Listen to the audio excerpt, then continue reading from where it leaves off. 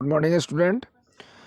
आज मैं फिर आपको हिंदी के लिए यह हिंदी का जो है ये व्याकरण का बिल्कुल ही पोर्शन है। तो यह हिंदी का जो व्याकरण पोर्शन है ये आपको 10th और 12th दोनों के लिए कंपलसरी है।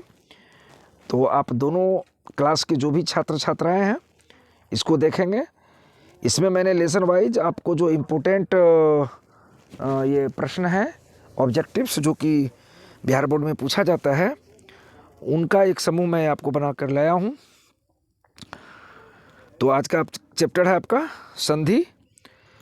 तो चलिए हम लोग पहला प्रश्न जो है संधि का कि क्या आपके लिए बेहतर है उसको देखिए कि निम्नलिखित शब्दों का संधि विच्छेद करें। जैसे पहला आपका है कि पृथ्वीस, तो पृथ्वी जोर ईस। फिर आपका है दिगंबर, दिक जोर अंबर। फिर आपका है संसार, सम जोर सार। फिर आपका है उद्योग, उत जोर योग। फिर आपका है अन्वेषण, अनुजोर यशन, अनुजोर यशन। फिर आपका है निश्चल, निजोर चल। और आपका नेक्स्ट है शब्द रविंद्र, तो रवि रौ बहर्षिकार, यहाँ रविंद्र में रौ बौद्रिकीकार है, वहाँ रौ बहर्षिकार जोर इंद्र। और फिर नेक्स्ट है मनवंतर, तो मन जोर अंतर। तो इस तरह के जो ये शब्द हैं आपके लिए ये मोस्ट इम्पोर्टेंट मान करके आपको दिया गया है। आप इसको पढ़ेंगे और या तो आपको संधि करने के लिए देगा तो इसमें फ़ायदा है इसको याद रहने इस करने से, या संधि विच्छेद करने देगा तो भी फायदा है। आगे की और हम लोग बढ़ते हैं षड दर्शन, सट जोड़ दर्शन। देखिए शब्द है षड दर्शन, विच्छेद है सट जोड़ दर्शन। फिर नेक्स्ट है कि कष्ट, तो कस जोर ट, क मूर्धनि शौ हलंत, कस जोर ट। और नेक्स्ट है आपका सज्जन, सत सौ त हलंत जोर जन। नेक्स्ट है उल्लास, उत जोर लास। फिर उसके आगे है व्यर्थ, वी जोर अर्थ। फिर उसके आगे है तृष्णा, त्रिस जोर ना। और फिर उसके आगे है एक एक जोर एक। तो इस तरह से ये मेरा अपना अनुमान है कि ये सारे शब्द जो संधि विच्छेद के हैं तो या तो संधि के रूप में पूछ दें या विच्छेद के रूप में पूछ दें। तो ये इम्पोर्टेंट वर्ड आपके लिए बड़ी ही महत्वपूर्ण साबित होगा क्लास 10 और क्लास 12 के एनुअल एग्जामिनेशन 2023 के लिए हिंदी के लिए। आगे की चैप्टर की बात करते हैं हम लोग। तो नेक्स्ट चैप्टर आपका है लिंग। तो इसमें जो है आपका कि शब्द दिया हुआ रहता है और आपको पूछा जाता है इसके माध्यम से कि यह शब्द पुल्लिंग है या स्त्रीलिंग या लिंग निर्णय करें। तो आप देखिए यहाँ पहला प्रश्न शब्द है आपका नगर जो पुल्लिंग है, दूसरा समाज पुल्लिंग है, चाय स्त्रीलिंग है, परीक्षा स्त्रीलिंग है, बाल पुल्लिंग है, घी पुल्लिंग है, शाम स्त्रीलिंग है, यात्रा स्त्रीलिंग है, चमक स्त्रीलिंग है, देश स्त्रीलिंग है, शिक्षा स्त्रीलिंग है, सुबह स्त्रीलिंग है, दही पुल्लिंग है, बचपन पुल्लिंग है और पीतल पुल्लिंग है। तो इन शब्दों को सिर्फ हमें याद रखना है कि ये शब्द हमारा पुल्लिंग है या स्त्रीलिंग। अब हम लोग चलते हैं नेक्स्ट चैप्टर समास, समास की ओर चलते हैं। समास में आपको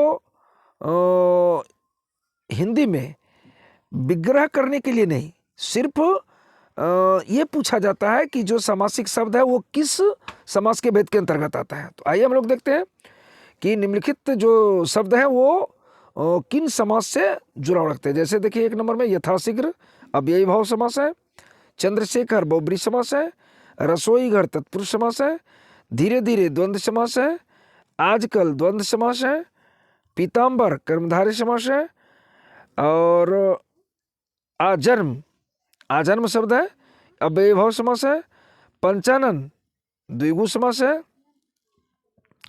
पंचमुखी बहुब्रीहि समास है। और फिर आगे की ओर हम लोग बढ़ते हैं यथाशक्ति अव्ययी भाव समास है, नीलगाय कर्मधारय समास है, हथकरी तत्पुरुष समास है, चौबट्टी द्विगु समास है, चक्रपाणी बहुब्रीहि समास है, तिरंगा द्विगु समास है, कामचोर तत्पुरुष समास है। और भी कुछ शब्द हैं उसको देख लीजिए, जैसे राजकन्या तत्पुरुष समास है। फिर आपका चक्रपाणी ये बहुब्रीहि समास है। तिरंगा द्विगु समास है। और कामचोर तत्पुरुष समास है। भरपेट अव्ययी भाव समास है। कमल नयन कर्मधारय है। और जी जान द्वंद्व है। आपको एक बात मैं बता दूं, संख्या सूचक शब्द जिन समासिक शब्दों से होगा वह द्विगु होगा, और जिस समासिक शब्द के बीच में योजक चिन्ह होगा वह द्वंद्व होगा।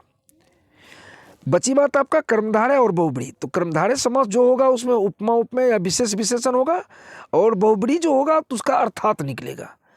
तो इस तरह से 4 हो गया। तत्पुरुष में कारक के 6 भेदों का जो चिन्ह आपको याद रहेगा, कर्ता ने कर्म को करण से संप्रदान को के लिए अपादान से अधिकरण में पर, ये जैसे ही आप समासिक शब्द आपको मिले और आप उसका विग्रह करेंगे तो कारक के इन 6 भेदों में अगर कोई भेद का चिन्ह उसमें आता है तो तत्पुरुष समास हो गया।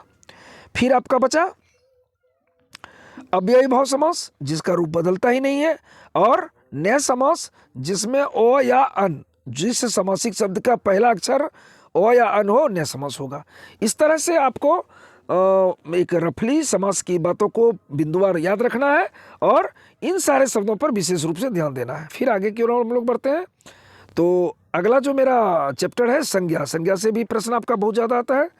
जैसे देखिए, पहला प्रश्न है कि जिस संज्ञा से नाप तौल वाली वस्तु का बोध हो उसे क्या कहते हैं? द्रव्यवाचक संज्ञा। भीर जो शब्द है वो कौन सा संज्ञा है? समूहवाचक है। दूध द्रव्यवाचक है। इसके बाद आपका दल समूहवाचक है। दक्षिण दिशा का नाम है, तो ये आपका क्या हो गया? व्यक्तिवाचक। फिर कुर्सी जातिवाचक। धुआं जो है वह भाववाचक संज्ञा है, द्रव्यवाचक नहीं है, याद रखने की बात है। धुआं आपका भाववाचक संज्ञा है। आगे की ओर हम लोग बढ़ते हैं। फिर बुढ़ापा भाववाचक है। गंगा व्यक्तिवाचक है। शहर जातिवाचक है। मैं जो है वो भाववाचक है। गिरोह समूहवाचक। चांदी द्रव्यवाचक। शेक्सपियर नाम है व्यक्तिवाचक। आगरा व्यक्तिवाचक और स्त्रीत्व भाववाचक। कुर्सी जातिवाचक। तो इस तरह से अब मैं एक रफली आपको बता दूं कि कोई खास व्यक्ति वस्तु स्थान के नाम को संज्ञा व्यक्तिवाचक संज्ञा कहते हैं और नाम वाले शब्द को संज्ञा कहते हैं, और जिससे किसी खास जाति का बोध हो तो जातिवाचक संज्ञा हो गया। अगर समूह का बोध हो रहा है तो समूहवाचक संज्ञा हो गया। और बची बात आपका वह बात यह है कि भाववाचक और द्रव्यवाचक। तो भाववाचक संज्ञा से जिसके विशेष गुण का अनुभव आप करते भाव का, उसको काउंट नहीं कर सकते, और द्रव्यवाचक को भी काउंट नहीं करते, उसको नापार तोला जाता है। तो इन सारे शब्दों को याद रखते हुए, माने जो शब्द है उसका जो एक परिभाषिक शब्द है उसको याद रखते हुए आप दिए गए शब्दों में अलग अलग संज्ञा कर सकते हैं। आगे की ओर हम लोग बढ़े। अगला आपका है सर्वनाम। नेक्स्ट चैप्टर है आपका सर्वनाम। तो जब सर्वनाम की आप बात करते हैं तो सर्वनाम से जो आपका प्रश्न पूछा जाता है उसको जरा सा देखा जाए। जैसे कि यह मेरा छोटा भाई सौरभ है, किस सर्वनाम का उदाहरण है? तो निश्चयवाचक। आपको याद रखना है निश्चयवाचक, कि निश्चयवाचक जो है यह वाक्य निश्चयवाचक का उदाहरण है। फिर अगला प्रश्न है सर्वनाम के कितने भेद है?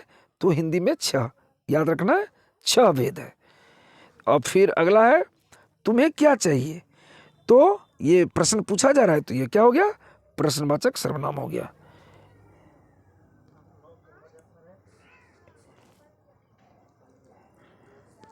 यह आपका प्रश्नवाचक सर्वनाम हो गया। ध्यान देने वाली बात है। अगला प्रश्न है कि इसे कौन न स्वीकार करेगा? कौन अनिश्चयवाचक सर्वनाम है, अनिश्चयवाचक सर्वनाम है। फिर आगे कि कौन आता है, फिर यहाँ कौन है? प्रश्नवाचक। देखिए यहाँ कौन न स्वीकार करेगा, तो यहाँ कौन के बाद अगर भर्ब नहीं आ रहा है तो फिर वो प्रश्नवाचक नहीं अनिश्चयवाचक है, और अगर कौन के बाद भर्ब आता है तो वो प्रश्नवाचक हो जाता है। मैं आप वहीं से आया हूँ, मैं आप वहीं से आया हूँ। यहाँ कौन सा सर्वनाम है? तो ये निश्चयवाचक सर्वनाम है। फिर आगे है कि वह जितना कर रहा है सो थोड़ा नहीं है, संबंधवाचक सर्वनाम है। आगे की ओर हम लोग बढ़ते हैं। अगला प्रश्न है विशेषण। सबधन कौन सा विशेषण है? परिमाण बोधक, याद रखना है। ग्राम शब्द का विशेषण ग्रामीण, पुराण शब्द का विशेषण पौराणिक, आत्मा का विशेषण आत्मीय। जैसा कि हम लोग पहले से जानते हैं कि जो शब्द संज्ञा या सर्वनाम की विशेषता बतलाता है वो विशेषण कहलाता है। और यहाँ जो प्रश्न है ये आपको यह बताना है कि यह शब्द विशेषण के किस विध से है। सर्वनाम का विशेषण सर्वनाम बोले, स्वर्ण का विशेषण स्वर्णिम, जगत का विशेषण जागतिक, इतिहास शब्द का विशेषण ऐतिहासिक, वन का विशेषण वन्य, आदर का विशेषण आदरणीय। अब हम लोग आगे की ओर बढ़ते हैं। अगला प्रश्न है जाति शब्द का विशेषण जातीय। नेक्स्ट चैप्टर आपका है कारक।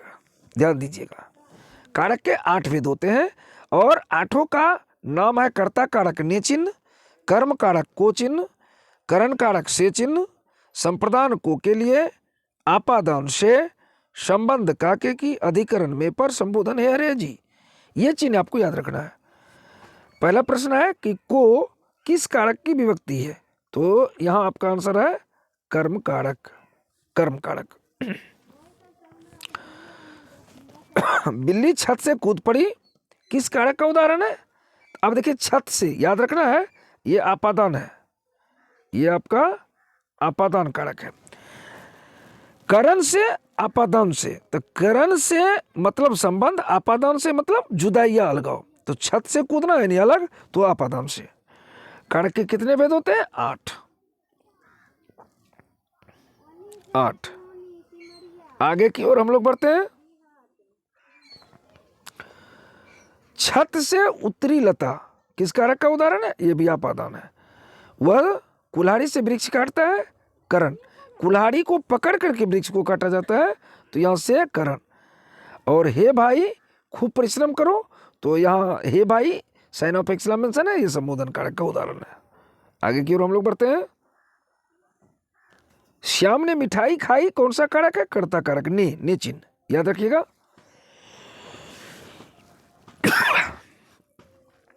फिर आपादान कारक का चिन्ह से है, जिससे जुदाई अलगाव का बोध होता है।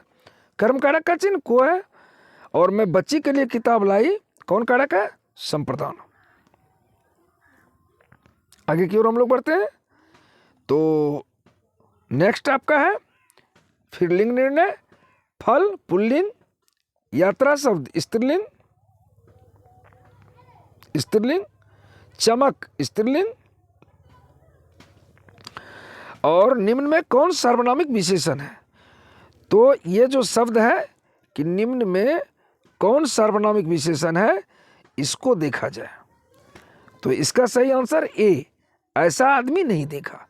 यह जो उदाहरण है या जो ऑप्शन है, यह सार्वनामिक विशेषण का उदाहरण है।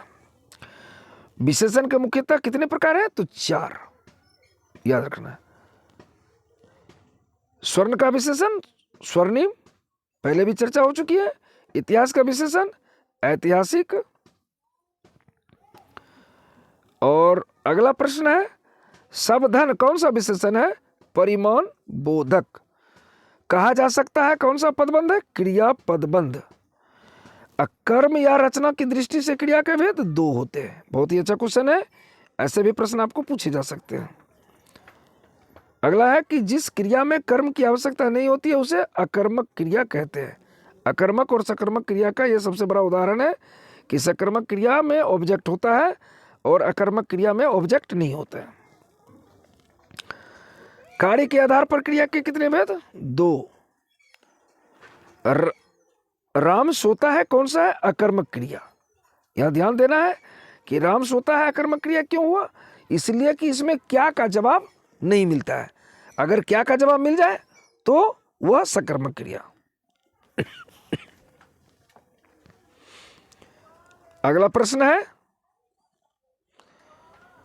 निम्न में कौन नदी का पर्यायवाची नहीं है? नदी का पर्यायवाची नहीं है, तो इसमें शैवालिनी, तटनी, सरिता और अनिल। तो इसका सही आंसर अनिल, यानी ये डी।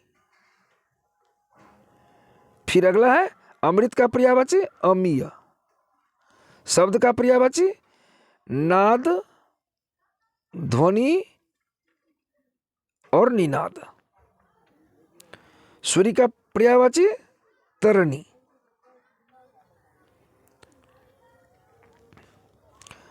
ब्राह्मण का पर्यायवाची द्विज। लघु का विलोम दीर्घ या गुरु। पुरस्कार शब्द का विलोम दंड। अगला प्रश्न है जर शब्द का विलोम चेतन। अस्थावर शब्द का विलोम जंगम। निंदा का विपरार्थक प्रशंसा। प्राचीन शब्द का विलोम अर्वाचीन। और अगला प्रश्न आपका है गोद में सोने वाला अंकसाई। गुरु के समीप रहने वाला विद्यार्थी अंतेवासी। जिसके बिना काम ना चल सके के लिए एक शब्द अपरिहार्य। आशा से अधिक आशातीत।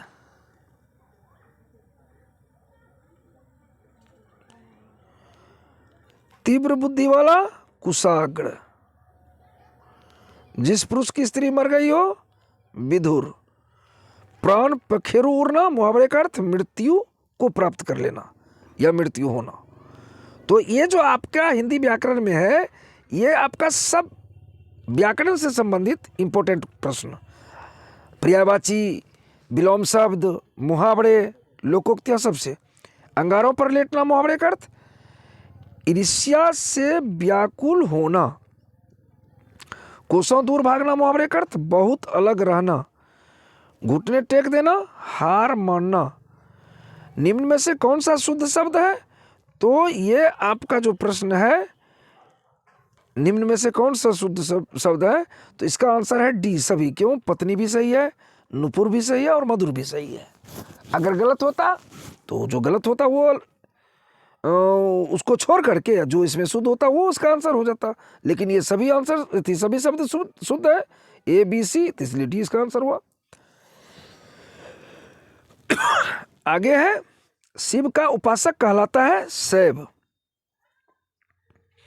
स्वीकार करने योग्य वरेण्य। ध्यान देना है, ये सभी इंपॉर्टेंट प्रश्न है 10th और 12th दोनों के लिए। आगे है दूसरे के बच्चों का पालन पोषण करने वाली स्त्री धाय कहलाती है। आगे है कि सायंकालीन बेला जब पशु चरकर लौटते हैं तो उस समय को गोधूली कहा जाता है। अगला है आंख के सामने के लिए एक शब्द है प्रत्यक्ष। प्रत्यय का विपरार्थ प्रलय का विपरार्थक शब्द सृष्टि। और सौम्य का उग्र। उग्र। आगे की ओर हम लोग बढ़ते हैं कि आपे से बाहर आना मुहावरे का अर्थ बहुत क्रोधित होना। काठ मारना स्तब्ध करना। श्री गणेश करना आरंभ करना। घाट घाट का पानी पीना बहुत अनुभवी होना।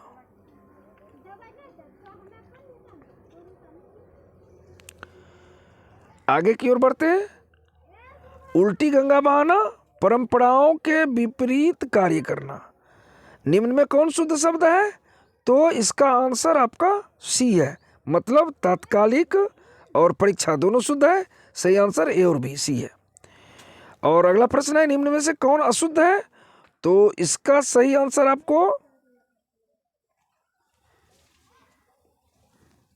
सही आंसर आपका डी, मतलब हिंदू भी गलत है, पूजनीय भी गलत है, तत्व भी गलत है, इसलिए इसका आंसर डी।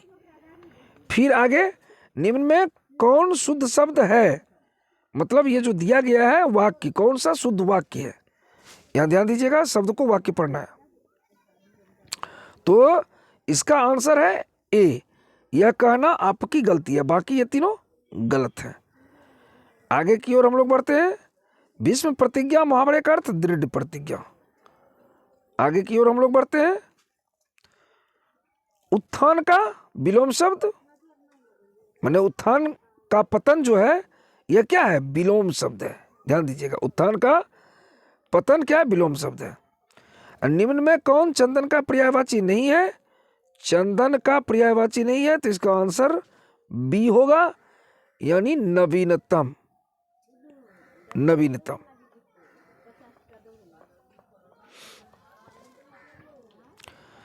आगे की ओर हम लोग बढ़ते हैं कि कृष्ण का विलोम शुक्ल। अब देखिए, कृष्ण पक्ष होता है और शुक्ल पक्ष होता है, ध्यान देने वाली बात है। झंझट का पर्यायवाची परेशानी।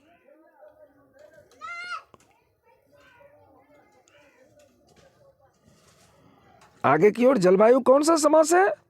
तो द्वंद्व समास इसका उदाहरण होगा, क्योंकि विग्रह में जल और वायु दो शब्द आते हैं और इसके बीच योजक चिन्ह होते हैं या और होते हैं। निम्न में कौन सर्वनामिक विशेषण है? तो इसका आंसर होगा बी, कोई आदमी। कोई आदमी, यहां ध्यान दीजिएगा। घी शब्द पुल्लिंग है, काजल पुल्लिंग है।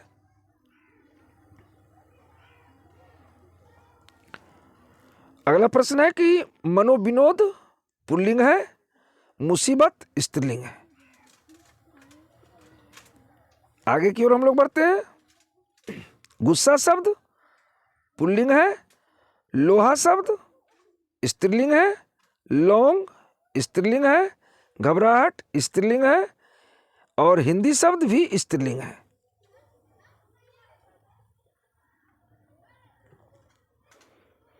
दाने दाने को गिनना का अर्थ है भूखमरी की स्थिति। खिल्ली उड़ाना व्यंग करना। खरा का विलोम खोटा, तलवार का विलोम सहायक। और फिर आगे की ओर हम लोग बढ़े तो नेक्स्ट प्रश्न आपका है कि जिससे किसी बात का न होने का बोध हो, निषेध वाचक वाक्य। वह स्थान जहां सेना रहती है छावनी कहलाती, छावनी। आगे की ओर बढ़े। अगला प्रश्न है कि निम्न में से कौन शुद्ध वाक्य है? तो इसका सही आंसर है सी। और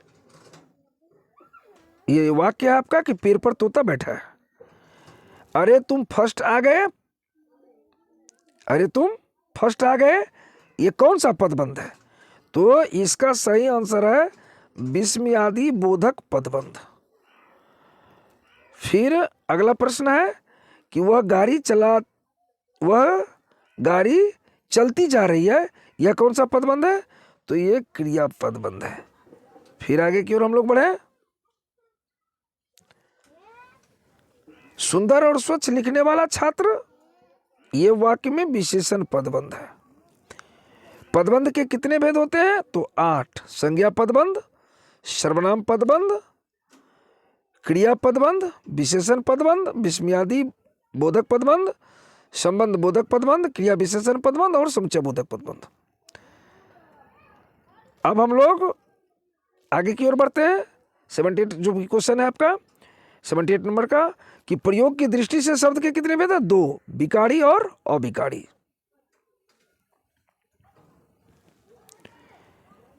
व्युत्पत्ति की दृष्टि से शब्द के कितने भेद? 3। ये ध्यान रखिएगा, बहुत ही वीवीआई है। रूढ़, यौगिक, योग रूढ़। और फिर आगे की ओर हम लोग बढ़ते हैं। अगला प्रश्न आपका है कि नेपाली भाषा की लिपि क्या है? देवनागरी। देवनागरी।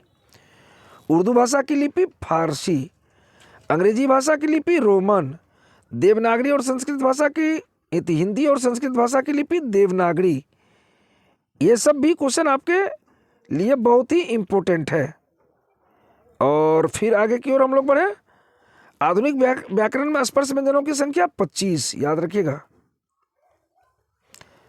अगला है कि आधुनिक व्याकरण व्यंजनों की संख्या 35 और स्पर्श व्यंजनों की संख्या 25। आधुनिक हिंदी व्याकरण में वर्णमाला की संख्या 52, याद रखिएगा 52। आगे की ओर हम लोग बढ़ते हैं। हिंदी व्याकरण में अंतस्थ वर्णों की संख्या 4। कौन कौन है? य, र, ल, व। और अगला प्रश्न, ऊष्म व्यंजनों की संख्या, ये भी 4। कौन कौन? तो तालव्य मूर्धन्य स दंत स ह। मूल स्वरों की संख्या 4। अ हर्षई हर्षौ री।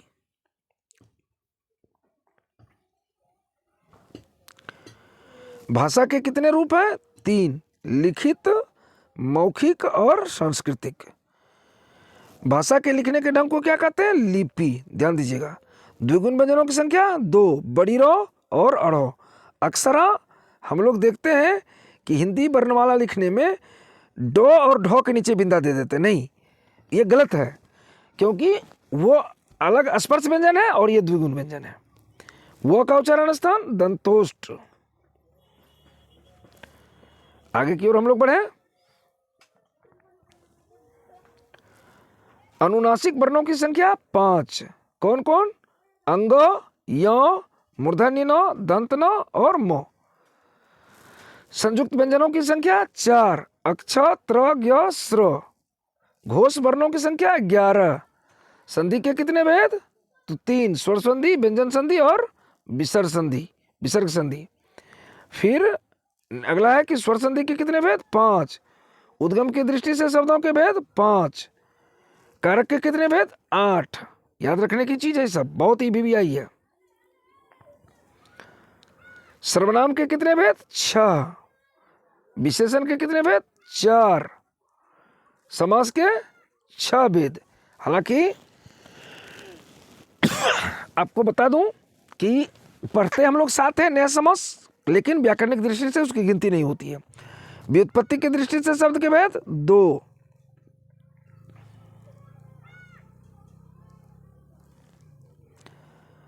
अगला प्रश्न है वचन के भेद 2, वाच्य के भेद 3, पदबंध के भेद 8, रचना की दृष्टि से वाक्य के भेद 3। और फिर आगे अर्थ की दृष्टि से वाक्य के भेद 8, प्रयोग की दृष्टि से क्रिया के भेद 6 और रचना की दृष्टि से क्रिया के भेद 2। तो इस तरह से हमने आपको ये जितने भी प्रश्न दिया है, यह हिंदी व्याकरण के लिए बिल्कुल ही वीवीआई है। और मैं आपको पूरा विश्वास के साथ ये कहना चाहता हूँ कि आप निश्चित रूप से इसका गहन अध्ययन करें। ये क्लास 10th और क्लास 12 के लिए बहुत ही इम्पोर्टेंट, खास करके फरवरी का 2023 में जो एनुअल एग्जामिनेशन होने वाला है, उस हिंदी के लिए बहुत ही इम्पोर्टेंट प्रश्न है। इसलिए इसको आप दिल से पढ़ें। थैंक यू, धन्यवाद।